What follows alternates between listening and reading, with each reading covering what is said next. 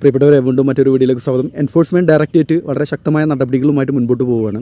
ഹൈറിച്ച് നിക്ഷേപ തട്ടിപ്പ് കേസിൻ്റെ മറവിൽ നടന്ന കള്ളപ്പണം വെളുപ്പിക്കൽ കേസിൻ്റെ അന്വേഷണമാണ് എൻഫോഴ്സ്മെൻറ്റ് ഡയറക്ടറേറ്റ് നടത്തുന്നത്. ഇന്നലെ രാജ്യവ്യാപകമായിട്ട് എൻഫോഴ്സ്മെൻറ്റ് ഡയറക്ടറേറ്റ് റെയ്ഡ് നടത്തിയിരുന്നു. അതീവ രഹസ്യമായിട്ടാണ് റെയ്ഡ് കണ്ടക്ട് ചെയ്തത്.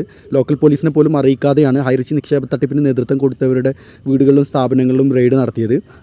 ഹൈറിച്ച് നിക്ഷേപ തട്ടിപ്പിന് നേതൃത്വം കൊടുത്ത പ്രതാപൻ്റെയും ശ്രീനാ പ്രതാപൻ്റെയും കണ്ണൂരിലും കോഴിക്കോടിലും മഹാരാഷ്ട്രയിലും ഒക്കെയുള്ളവരുടെ സ്ഥാപനങ്ങളിലും ലീഡേഴ്സിൻ്റെ വീട്ടിലും ഉൾപ്പെടെ ഇന്നലെ എൻഫോഴ്സ്മെൻറ്റ് ഡയറക്ടറേറ്റ് റെയ്ഡ് നടത്തിയിട്ടുണ്ട്.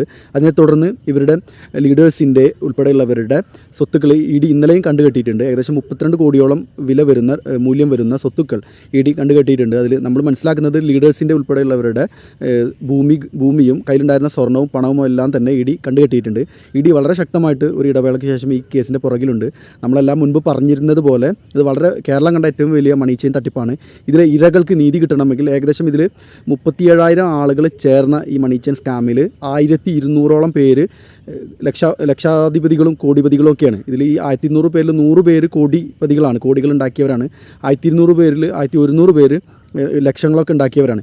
ഇവരുടെ എല്ലാവരുടെയും സ്വത്തുക്കൾ കണ്ടുകെട്ടിയിട്ട് അത് ലേലം ചെയ്താൽ മാത്രമേ ഇതിലെ ഇരകൾക്ക് നഷ്ടപരിഹാരം കൊടുക്കാൻ വേണ്ടി സാധിക്കുകയുള്ളൂ. ഇപ്പോൾ കരുവന്നൂർ ബാങ്ക് തട്ടിപ്പുമായിട്ട് ബന്ധപ്പെട്ടിട്ട് നമുക്ക് മുൻപിലൊരു മാതൃക ഉണ്ട്. അതേ മാതൃകയിൽ ഇ.ഡി.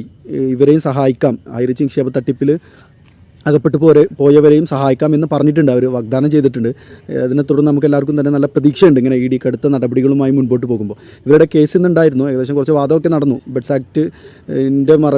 ആക്ട് നടപ്പിലാക്കിയത്, ഇവരുടെ സ്വത്തുക്കൾ കണ്ടുകെട്ടിയതെല്ലാം സ്ഥിരപ്പെടുത്തിയ നടപടി റദ്ദാക്കണമെന്ന് ആവശ്യപ്പെട്ടിട്ട് ഹൈക്കോടതിയിൽ കൊടുത്ത കേസിൻ്റെ വാദം ഇന്ന് നടന്നു. വിധി പറയാൻ വേണ്ടിയിട്ട് മറ്റൊരു ദിവസത്തേക്ക് മാറ്റി വെച്ചിട്ടുണ്ട്. അത് വിധി സൈറ്റിൽ അപ്ലോഡ് ചെയ്താൽ മാത്രമേ ഏത് ഡേറ്റിലേക്കാണ് വിധി പറയാൻ മാറ്റിയിട്ടുള്ളത് എന്ന് മനസ്സിലാവുള്ളൂ. എന്തായാലും അധികം ദൂരെയാകാൻ സാധ്യതയില്ല. അതിൻ്റെ വാദം കൂടെ ഇന്ന് നടന്നിട്ടുണ്ടായിരുന്നു.